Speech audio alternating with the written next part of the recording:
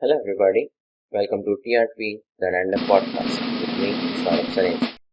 This is the book reading series of TRP and currently we are reading the book The Monk Who Sold His Ferrari by Robin S. Sharma. So let's get started.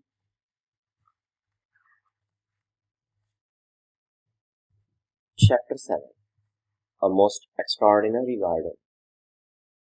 Most people live, whether physically, intellectually, or morally, in a very restricted circle of their potential being. We all have reservoirs of life to draw upon, of which we do not dream. William James. In the fable, the garden is a symbol of the mind, said Julian. If you care for your mind, if you nurture it, and if you cultivate it, just like a fertile, rich garden, it will blossom far beyond your expectations. But if you let the weeds take root, lasting peace of mind and deep inner harmony will always elude you. John, let me ask you a simple question. If I went into your backyard, where you have that garden you used to tell me so much about, and threw toxic waste all over your prized petunias, you wouldn't be thrilled, would you? Agreed.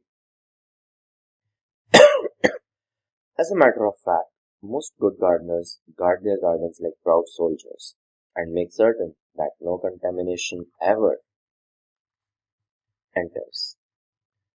Yet, look at the toxic waste that most people put into the fertile garden of their minds every single day. The worries, the anxieties, the fretting about the past, the brooding over the future, and those self-centered fears that wreak havoc within your inner world.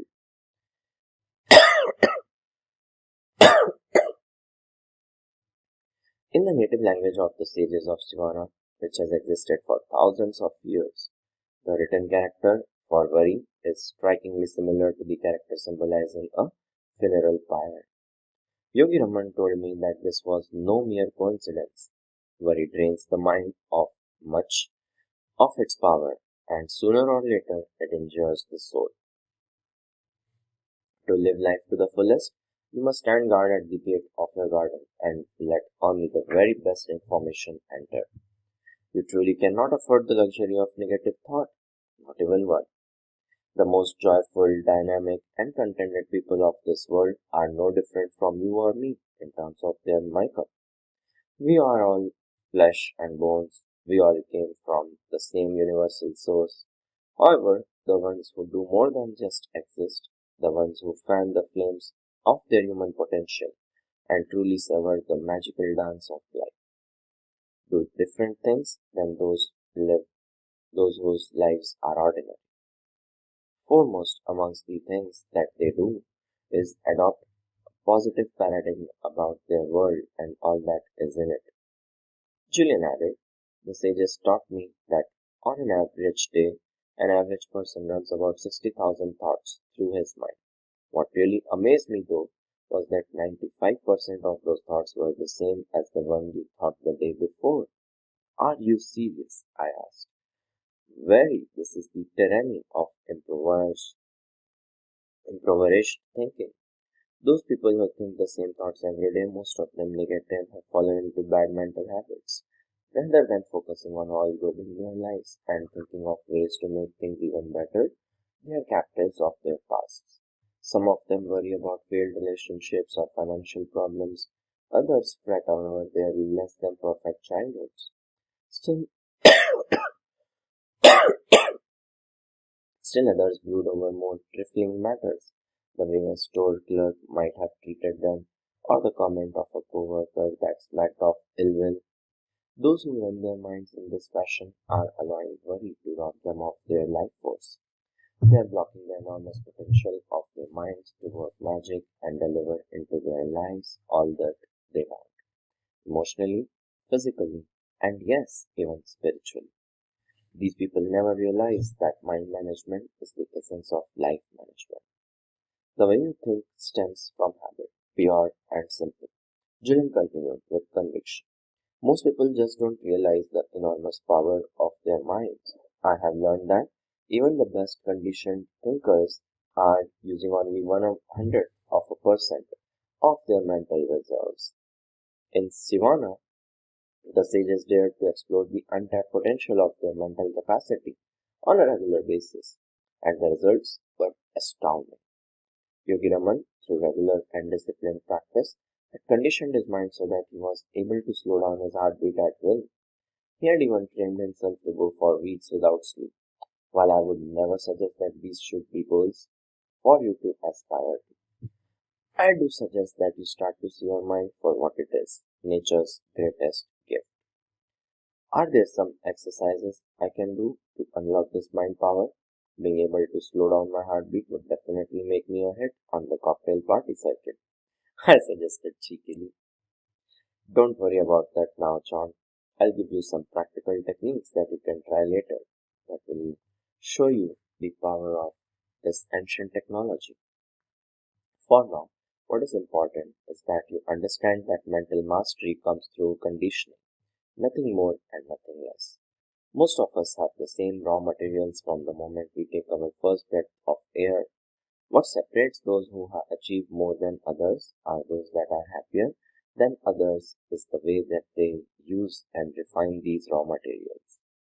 When you dedicate yourself to transforming your inner world, your life quickly shifts from the ordinary into the realm of extraordinary. My teacher was growing more excited by the moment.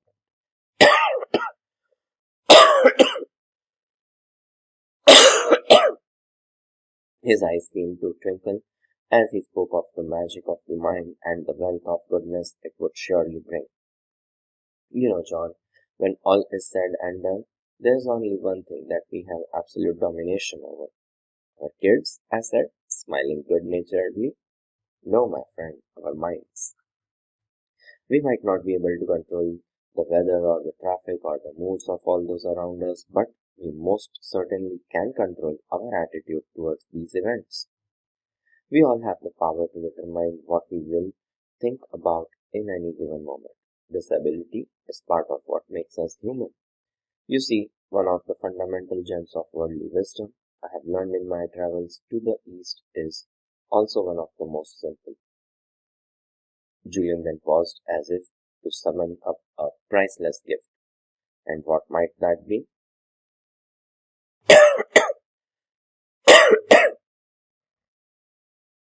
There is no such thing as objective reality or the real world. There is no absolutes. The face of your greatest enemy might be the face of my finest friend. An event that appears to be a tragedy to one might reveal the seeds of unlimited opportunity to another. What really separates people who are habitually upbeat and optimistic from those who are consistently miserable is how the circumstances of life are interpreted and processed. Jillian, how could a tragedy be anything but a tragedy? Here's a quick example. When I was traveling through Calcutta, I met a school teacher named Malika Chand. She loved teaching and treated her students as she would her own children, nurturing their potential with great kindness.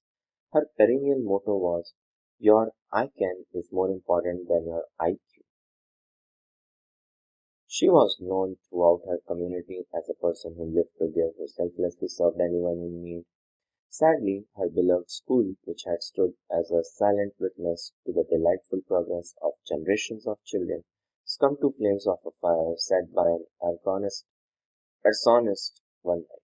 All those in the community felt this great loss. But as time passed, their anger gave way to apathy. They resigned themselves to the fact that their children would be without a school. What about Malika? She was different, an eternal optimist if there ever was one. Unlike everyone around her, she perceived opportunity in what had happened. She told all the parents that every setback offers an equivalent benefit if they if they took the time to search for it. This event was a gift in disguise. The school that burned to the ground was old and decrepit. The roof leaked and the floor had finally buckled under the strains of thousand little feet scraping it across its surface. This was the chance that they had been waiting for to join hands as community and build a much better school. one that would serve many more children in the years to come. And so, with this 64-year-old dynamo behind them, they marshaled their collective resources and raised enough funds to build a sparkling new school, one that stood as a shining example of power of vision in the face of adversity. So it's like that old adage about seeing the cup as half full rather than half empty. That's fair way to look at it. No matter what happens to you in your life, you alone have the capacity to choose your response to it. When you form the habit of searching for the positive in every circumstance, your life will move into its highest dimensions. This is one of the greatest of all the natural laws.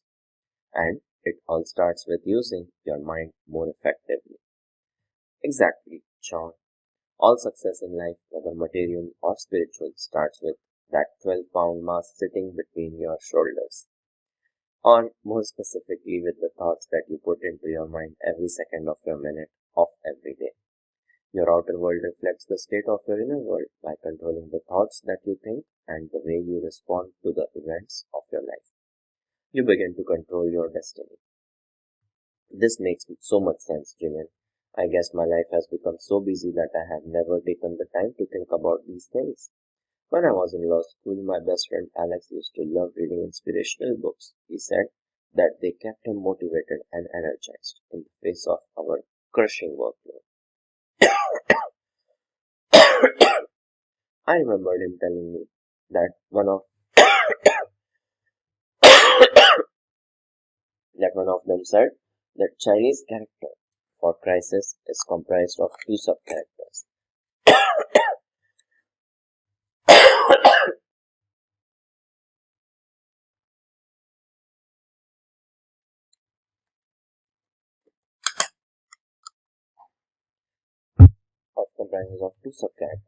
One that spells danger and another that spells opportunity. I guess that even the ancient Chinese knew that there is a bright side to the darkest circumstance if you have the courage to look for it. Yogi Raman put it in this way: there are no mistakes in life, only lessons. There is no such thing as negative experience, only opportunities to grow, learn, and advance along the road of self-mastery. From struggle comes strength. Even pain can be a wonderful teacher. Pain, I protested. Absolutely. To transcend pain, you must first experience it. Or, to put it another way, how can you really know the joy of being on the summit of the mountain unless you have first visited the lowest valley? Get my point? To sever the good, one must know the bad. Yes, but I suggest that you stop judging events as either positive or negative. Rather simply experience them, celebrate them, and learn from them. Every event offers you lessons. These lessons, little lessons, fuel your inner and outer growth. Without them, you would be stuck on a plateau. Just think about it in your own life. Most people have grown the most from their most challenging experiences. And if you meet with an outcome you did not expect and feel a little disappointed, remember that the laws of nature always ensure that when one door closes, another opens.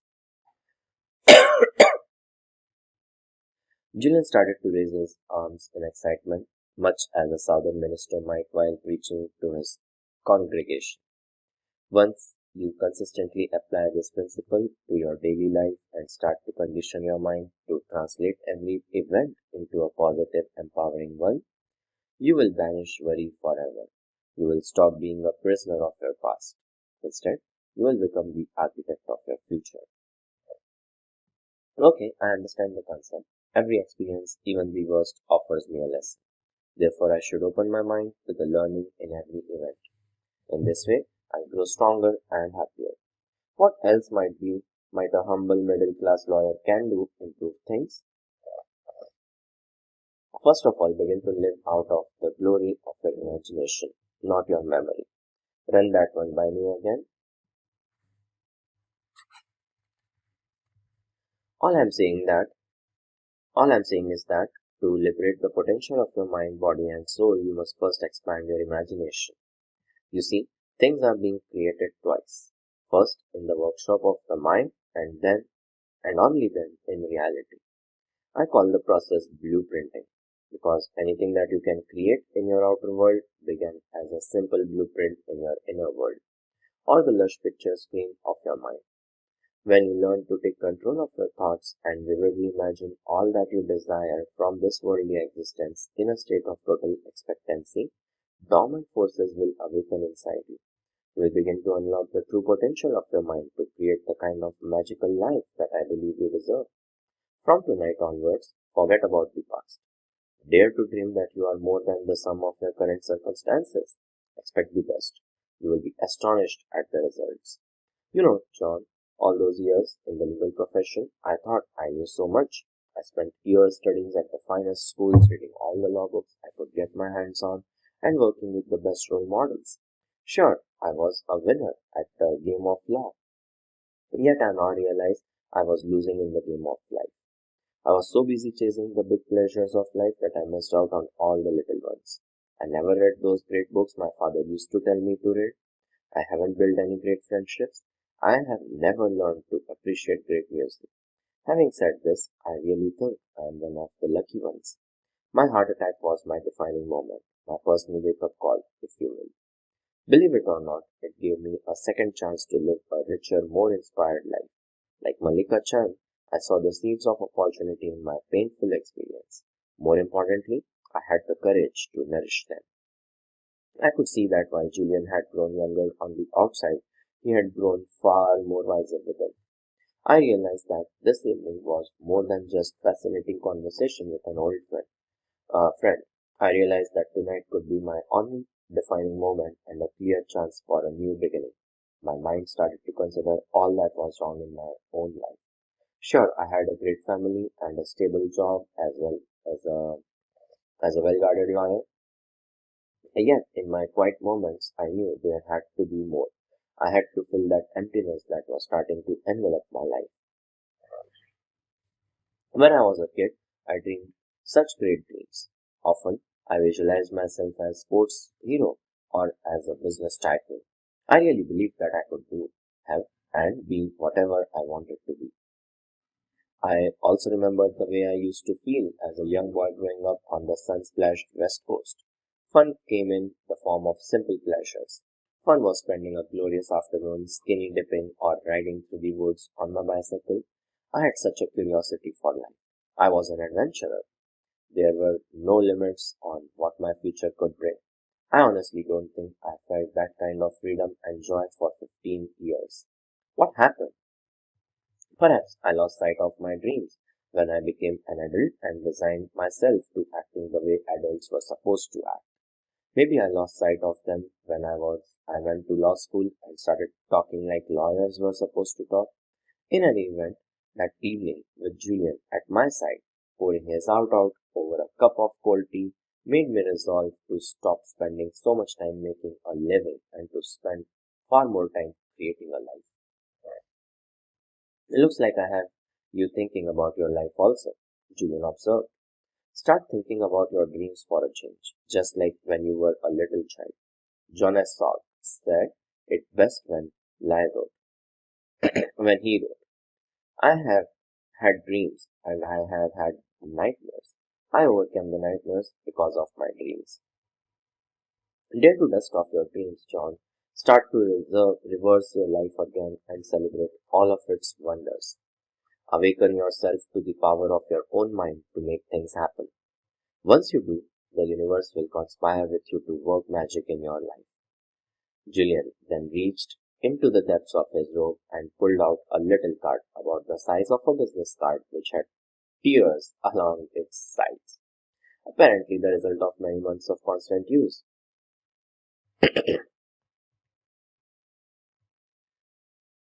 One day, while Yogi Raman and I were walking along a quiet mountain path, I asked him who his favorite philosopher was.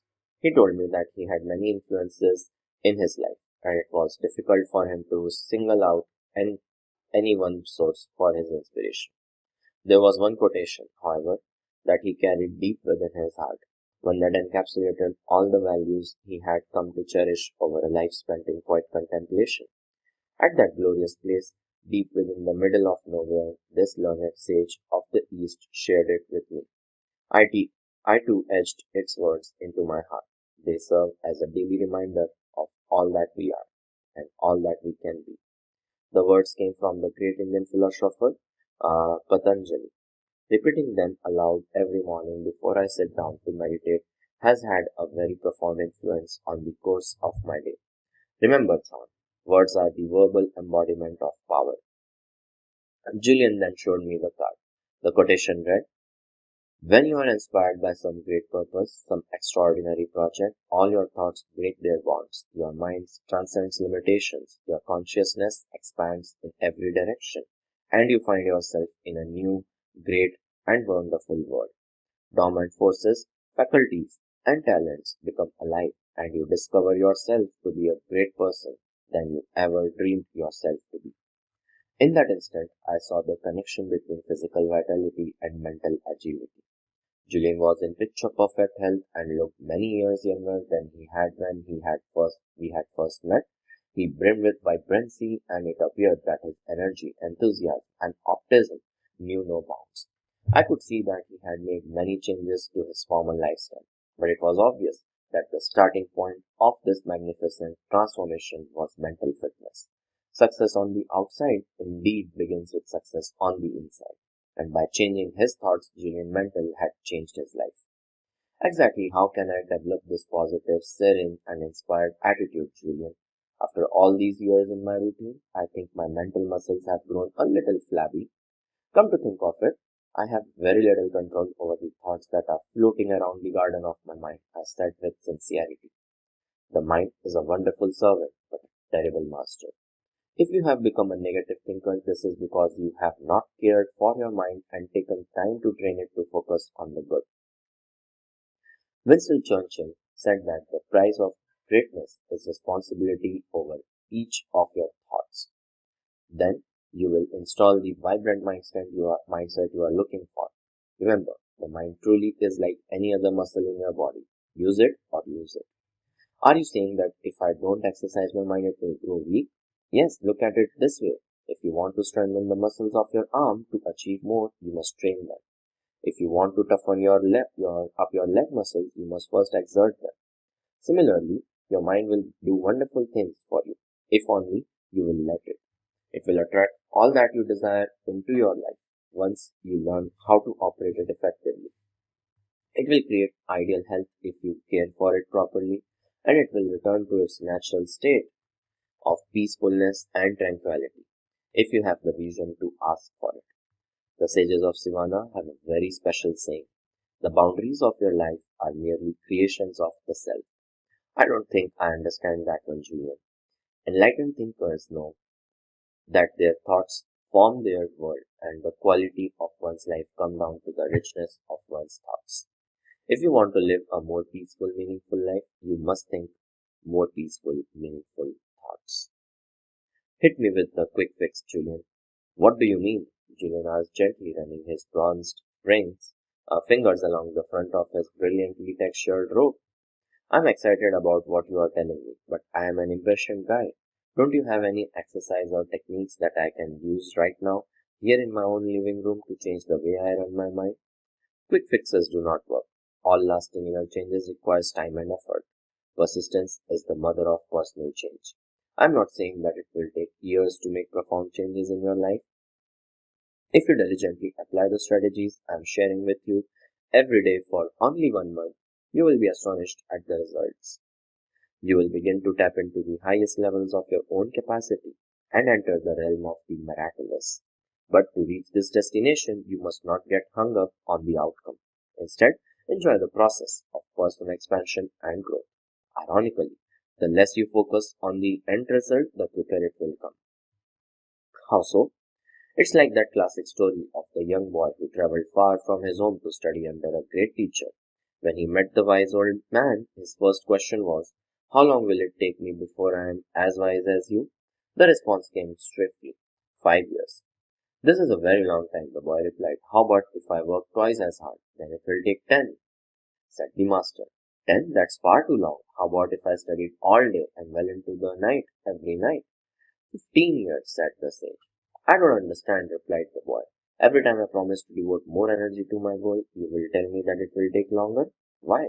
The answer is simple. With one eye fixed on the destination, there is only one left to guide you along the journey. Point well taken, counselor. I conceded graciously. Sounds like the story of my life. Be patient and live with knowledge that all you are searching for is certain to come if you prepare for it and expect it. But I have never been the lucky sort, Julian. All that I have ever received has come through sheer persistence. What is luck, my friend? Julian replied kindly. It is nothing more than the marriage of preparation with opportunity. Julian added softly, before I give you the precise methods passed on to me by the sages of Sivana, I must first share a couple of key principles. First, always remember that concentration is at the root of mental mastery. Seriously, I know, it surprised me too, but it is true. The mind can accomplish extraordinary things. You have learned this. The very fact that you have a desire or a dream means that you have the corresponding capacity to realize it. This is one of the great universal truths known to the sages of Sivana. However, to liberate the power of mind, you must first be able to harness it and direct its focus only to the task at hand. The moment you concentrate the focus of your mind on a singular purpose, extraordinary gifts will appear within your life. Why is it so important to have a concentrated mind? Let me offer you a riddle that will answer your question nicely. Say you were lost in the woods in the middle of the winter. You desperately needed to stay warm. All you have in your knapsack is a letter your best friend had sent to you, a tin of tuna, and a small magnifying glass that you carry to compensate for your fading eyesight. Luckily, you managed to find some dry kindling wood, but unfortunately, you have no matches. How would you light the fire? Good grief, Julian had stumped me. I had no idea what the answer was. I give up. It's very simple. Place the letter amongst the dry wood and hold the magnifying glass over it. The rays of the sun will be focused so as to ignite the fire within a matter of seconds. And what about the can of tuna? Oh, I just threw that in to distract you from the obvious solution. Jill replied with a smile. But the essence of the example is this. Putting the letter over the dry wood produced no result.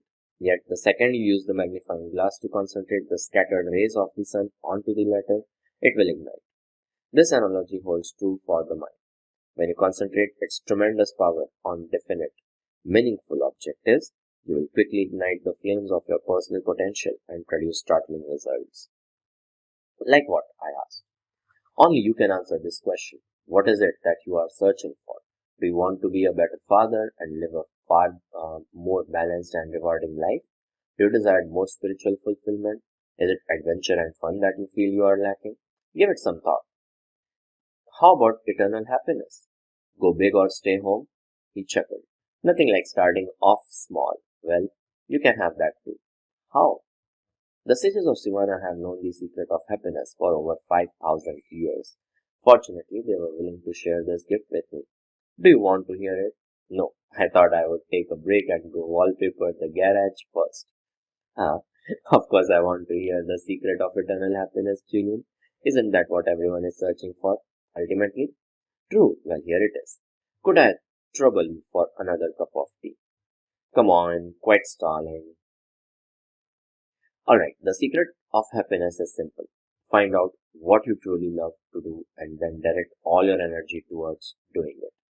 If you study the happiest, healthiest, and most satisfied people of our world, you will see that each and every one of them has found their passion in life and then spent their days pursuing it.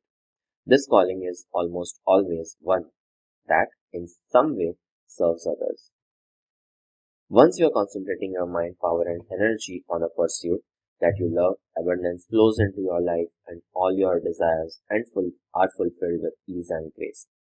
So simply figure out what turns you on and then do it. If it is worthy pursuit, Julian replied. How do you define worthy? As I said, John, your passion must, in some way, improve or serve the lives of others. Viktor Frankl said it more elegantly than I could ever have when he wrote. Success, like happiness, cannot be pursued. It must ensue. And it only does so as the unintended side effect of one's personal dedication to a cause greater than oneself. Once you find out what your life's work is, your world will come alive. You will wake up every morning with a limitless reservoir of energy and enthusiasm. All your thoughts will be focused on your definitive objective. You won't have time to waste time. Valuable mental power will, therefore, not be wasted on trifling thoughts. You will automatically erase the worrying habit and become far more effective and productive.